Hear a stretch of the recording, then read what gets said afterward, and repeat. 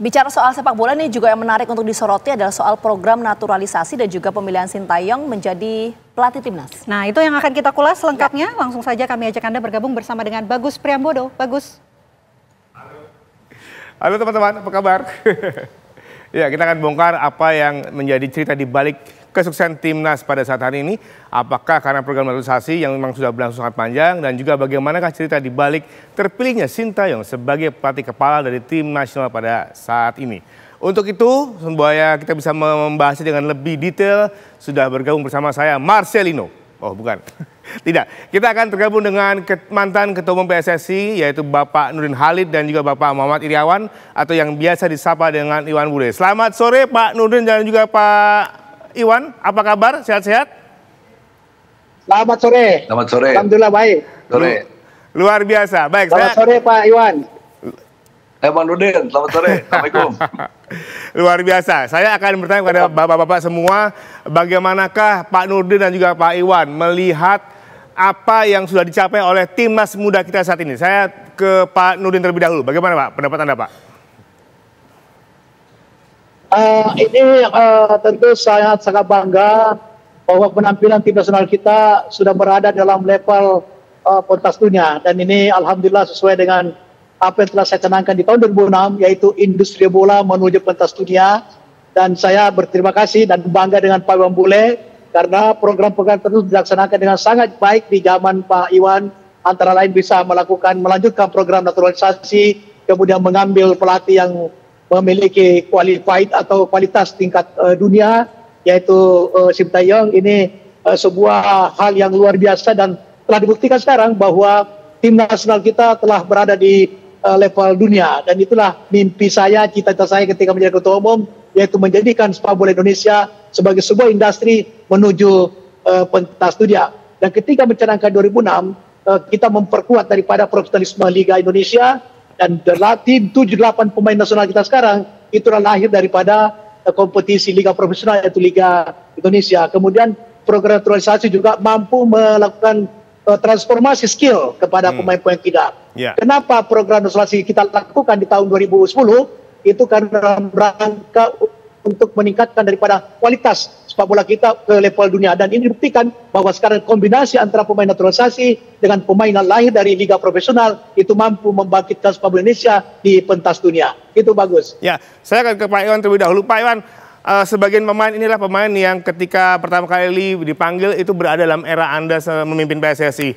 Pernahkah terbayang bahwa kemudian anak-anak muda ini yang Bapak lihat waktu itu bisa melangkah sejauh ini, Pak Iwan? Ya, terima kasih Bang Nurdin, senior saya, pendahulu Ketua Umum PSSI ya. Semua baik Ketua Umum PSSI.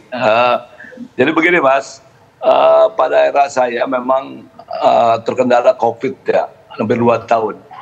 Tapi alhamdulillah pemerintah dan melalui Pak Jokowi mendukung latihan timnas kita yang akan dipersiapkan U20 Piala Dunia.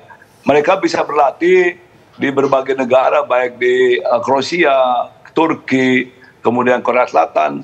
Di antaranya mereka yang sekarang bermain. Sehingga timbul chemistry. Itu ada Adi Satrio, Erlangga, kemudian Pratama Arhan, Rizky Ridho, Komang Teguh, Witan Sulaiman. Itu mereka sudah bergabung. Jadi memang sudah terlihatlah mulai mereka berlatih pada saat COVID, yang tentu pelatihnya sudah Sintayong ya. Sebelum kita putuskan atas dasar permintaan pelatih adanya naturalisasi. Naturalisasi permintaan pelatih, kita diskusikan dengan XO, kemudian kita cari pemain tersebut yang ada di rata-rata di Belanda dan sekitarnya, kita rayu mereka, pada akhirnya beberapa pemain naturalisasi bisa bergabung dan menjadi satu dengan pemain kita. Sehingga kita terlihat seperti sekarang bagaimana kerjasama antara pemain yang ada ahli orang Indonesia dengan naturalisasi yang memang ada keturunan. Nah dari sini sudah melihat bahwa perkembangan akan terprediksi seperti sekarang. Karena memang harus melalui proses yang panjang. Kita tahu Vietnam 10 tahun. Kita sekarang baru dari 2019, 2024, 5 tahun sudah terasa hasilnya. Dan insya Allah ke depan, seperti Bang Nurdin katakan, kita akan berada nanti di kelas dunia. Sekarang sudah mencapai Asia, nanti tentunya seperti yang harapan oleh Pak Presiden kita, Pak Jokowi, Pak calon presiden terpilih Pak Prabowo, bahwa satu saat Indonesia akan berada di kelas dunia untuk bisa tampil membanggakan. Ya. Baik, Pak Iwan. Pak Nurdin, ini kan kalau kita melihat bagaimana program naturalisasi memang bukan program yang baru saja dilakukan, tapi sudah program panjang dari zamannya Pak Nurdin. Pada saat itu Pak, sebenarnya saya ingin tahu bagaimana kendala atau proses jalannya naturalisasi pemain pada saat era Bapak. Apakah sulit untuk melakukan prosesnya atau bagaimanakah cara menjaring para pemain-pemain yang kemudian mau memperkuat tim nasional Indonesia, Pak? Signalnya bagus. Nah, kedengaran putus-putus. Ya, Pak Nurdin, bisa diceritakan bagaimanakah proses naturalisasi pada zaman Pak Nurdin memimpin? Apakah mudah untuk mencari para pemain yang mau membela merah putih saat itu?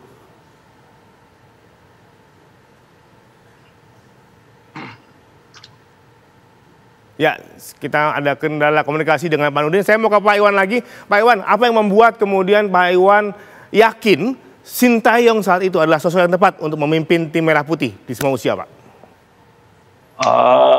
Saya katakan pertama saya menjabat 2019 di antara 3 visi misi saya. Yang pertama adalah peningkatan prestasi tim nasional.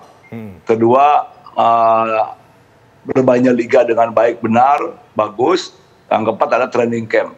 Kita kembali kepada timnas. Waktu itu kita rapat XO, kita berpikir kita harus mencari pelatih yang betul-betul bisa memajukan timnas kita. Waktu itu kita berada di Malaysia, acara sepak bola juga di AFF ya. Kemudian kita akhirnya mendatangkan beberapa pelatih yang akan kita lihat bagaimana roadmap dan program beberapa pelatih calon itu untuk bisa memaparkan depan kita. Dari beberapa pelatih kita diskusikan dengan tim teknik, kepelatihan, Exo PSSI, Waketum, Sekjen, itu akhirnya kita jatuh kepada pelatih yang sekarang yaitu STY Sintayong.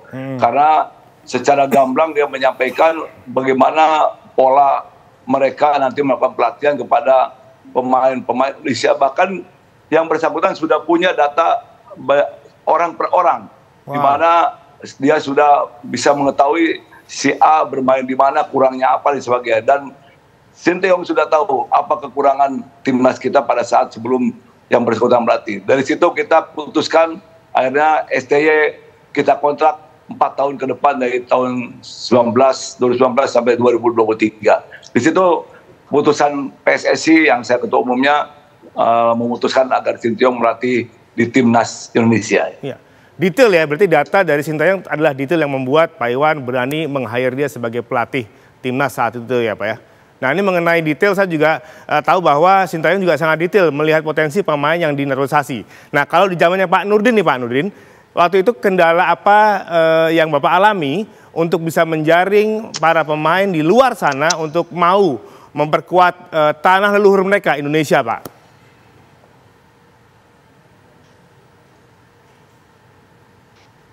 Ya, ketika pertama kali saya menjadi ketua PSSI memang kendala pasti banyak. Pertama kita belum punya liga profesional. Itu tantangan pertama. Bagaimana saya menggabungkan antara Galatama dengan Perserikatan. Itu perlu waktu setahun untuk meyakinkan mereka. Barulah kita bisa melahirkan daripada liga profesional. Kemudian melobi AFC. Nanti tahun 2005 baru 2 tahun kemudian saya menjadi ketua umum baru diakui bahwa kita memiliki liga profesional. Dan pada saat itu liga profesional itu persyaratannya sangat ketat. Pertama, operatornya harus berbadan hukum.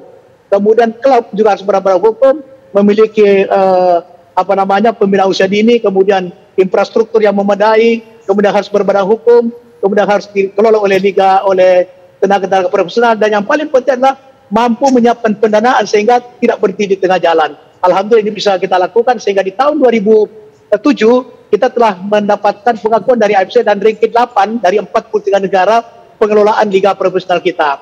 Nah kemudian karena kita tidak bisa merekrut tim nasional dengan instan. Ketika itu kita lakukan dengan ada Primavera, ada kemudian saya kirim pemain 16 tahun ke Uruguay selama 2-3 tahun tapi juga tidak bisa menjadikan tim nasional kita berprestasi dengan baik. Kompetisi adalah satu-satunya faktor utama di dalam melahirkan tim nasional. Ini sudah dibuktikan sekarang dengan Badan Liga Indonesia dengan liga profesionalnya telah berkelanjutan sampai saat ini sehingga mampu melahirkan tim nasional yang qualified, yang tangguh, seperti sekarang ini tidak kurang dari 7-8 pemain nasional kita itu berasal dari Liga Indonesia. Nah sekarang dulu juga kita memiliki infrastruktur yang masih kurang, masih sangat minim, baik infrastruktur latihan, stadion untuk klub, apalagi persyaratan latihan yang standar kita belum memiliki pada saat itu. Nah sekarang ini insya Allah ada 4 faktor utama dalam membangun tim nasional industri bola. Yang pertama adalah kontinuitas daripada Liga Indonesia, dan sekarang alhamdulillah itu sudah berjalan dengan sangat baik dan semakin profesional dan sudah mengarah kepada terciptanya industri bola. Yang kedua adalah infrastruktur kita sekarang juga cukup memadai. Kita sudah memiliki stadion bertaraf internasional di beberapa tempat. Yang ketiga adalah pelatih yang qualified. Ini terima kasih Pak Iwan Bule, sobat saya, telah mampu memilih pelatih yang betul-betul sangat memahami autonomi daripada pemain-pemain Indonesia. Dan tidak kalah pentingnya, barulah periode Pak Iwan Bule ada Perpres tentang pembangunan pemain-pemain Indonesia. Kompetisi kita itu pasti akan bisa berjalan dengan baik. Tim nasional kita sekarang dibiayai dengan APBN, itu adalah faktor yang sangat menopang daripada terciptanya pemain-pemain yang tangguh, pemain yang kualitas. Sehingga saya yakin bahwa insya Allah nanti malam saya memprediksikan Indonesia akan bisa mengalahkan daripada Uzbekistan, karena setelah kita mengalahkan langganan Piala Dunia Yordania,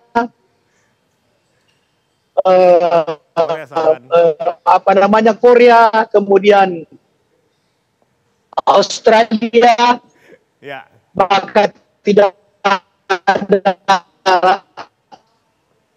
ada hal yang bisa salah. Mohon doanya semua. Iya, Pak Iwan, ini bisa dikatakan bahwa apa yang dicapai oleh timnas muda kita saat ini memang gabungan banyak hal. Pelatih yang bagus, pemain lokal yang bagus, pemain naturalisasi yang juga sangat tepat, dan ini menghasilkan, dikombinasikan menjadi suatu formula yang menarik.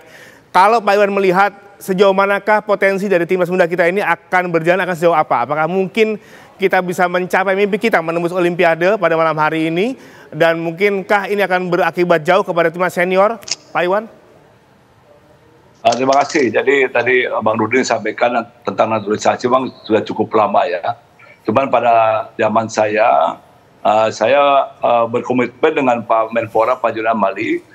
Naturalisasi kita dibatasi hanya oleh permintaan timnas. Kalau dulu klub bisa meminta, sekarang timnas atas permintaan pelatih. Jadi mereka main di timnas semua, ya, yang di luar itu.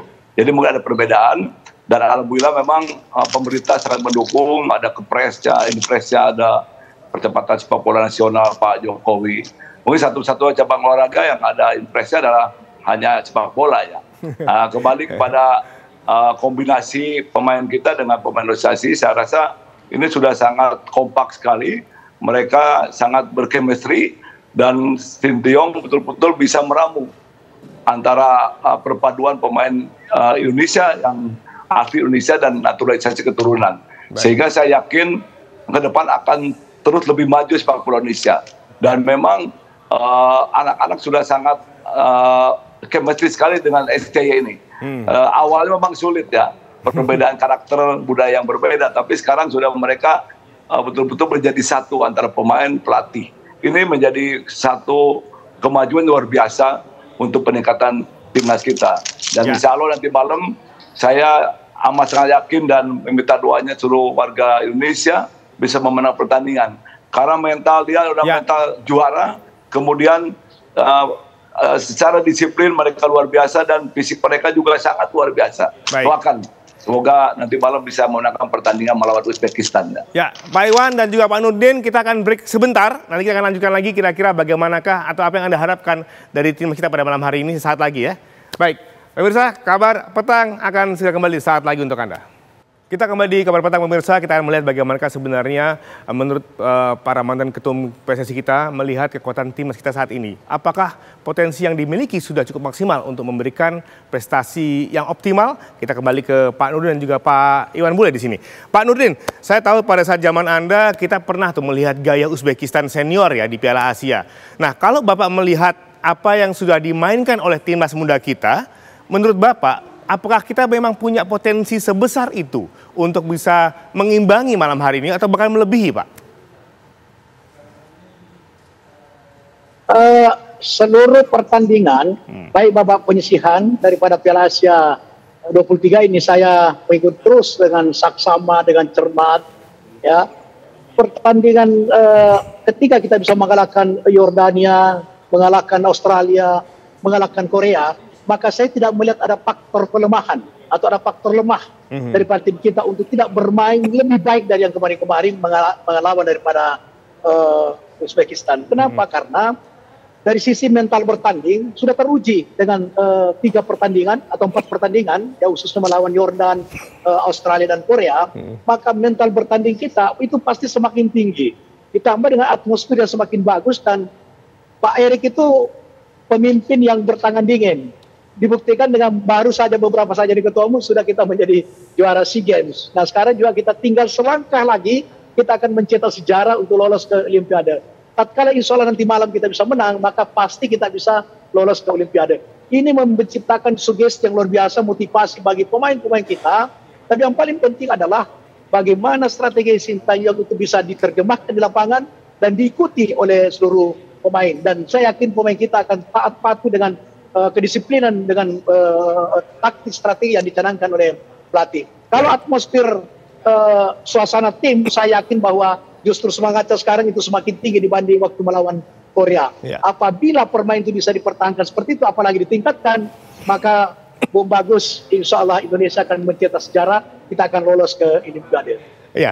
Pak Iwan, kalau tadi disebutkan adalah mental yang semakin baik. Kalau sepanjang Pak Iwan melihat perkembangan anak-anak U23 sekarang, ketika dulu masih bermain di U19 dengan pelatih Coach Sintayong, sebenarnya apa sih rahasianya atau mungkin apa ya formulanya sehingga anak-anak ini kemudian menunjukkan mentalitas yang luar biasa saat ini, Pak? Apakah dulu memang, saya tidak tahu, apakah dulu Pak Iwan sempat memberikan banyak motivasi kepada mereka ketika masih muda, sehingga saat ini mereka betul-betul bermain dengan mentalitas yang berbeda, Pak, begitu?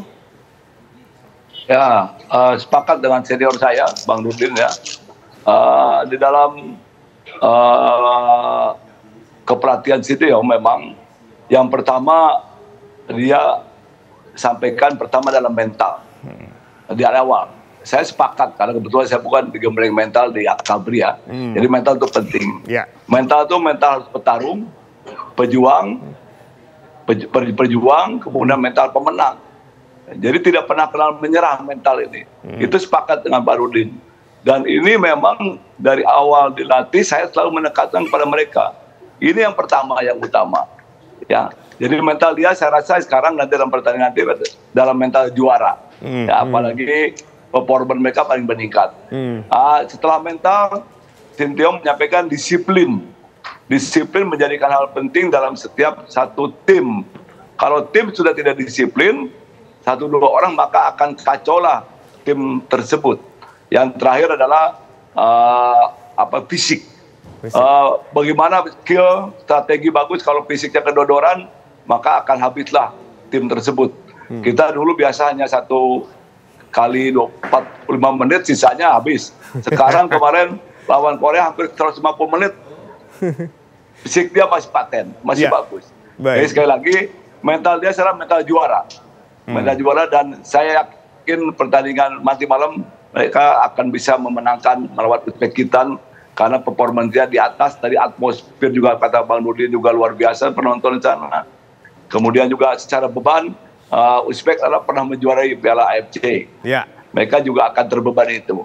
Kemudian istirahat kita lebih 1 hari dari Uzbekistan. Itu yang melihat Sintayong begitu rileks dengan pemain kemarin, olahraga, santai-santai dan sebagainya. Itu menimbulkan suatu kebersamaan yang luar biasa. Baik.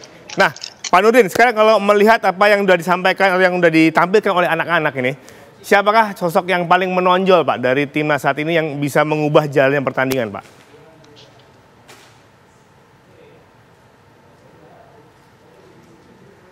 Baik, saya masih menunggu komunikasi dengan Pak Nurdin. Saya ke Pak Iwan terlebih dahulu. Pak Iwan, kira-kira dari sekian pemain yang bermain sangat bagus selama turnamen, siapa sih, Pak, pemain yang menurut Bapak paling menonjol dan bisa mengubah jalannya pertandingan, Pak, buat timnas kita, Pak?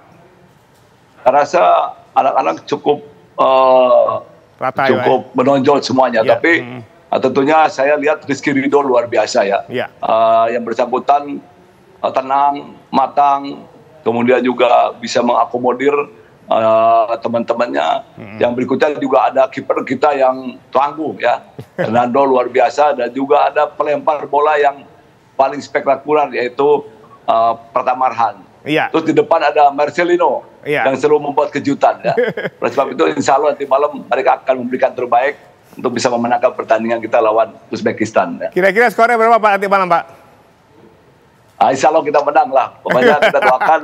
Yang penting kita menang bisa menjadi tiket kita ke Olimpiade nanti. Iya. Ya. Pak Iwan, terima kasih banyak untuk waktunya sore hari ini. Juga Pak Nurdin, terima kasih banyak untuk waktunya. Kita doakan yang terbaik bagi timnas muda kita untuk bisa melaju ke Olimpiade, mengalahkan Uzbekistan malam nanti. Terima kasih banyak Pak. Assalamualaikum.